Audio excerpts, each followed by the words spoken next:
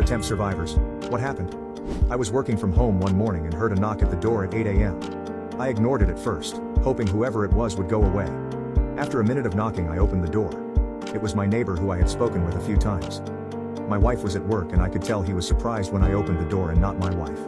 He was expecting her to be home and not me.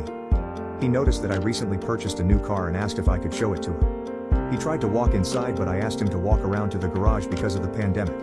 I showed him the car and he was acting strange. Always kept one hand in his pocket. My garage is very small, so we were in close proximity to each other. He kept inching closer to me, which made me uncomfortable. He brought an open Coke bottle filled with a tan liquid and said, "I brought you a Coke." I declined the offer. After a few minutes he asked if he could see my gauge cluster. We walked around to the driver's side and I sat in the driver's seat to turn on the car and show him the gauge cluster.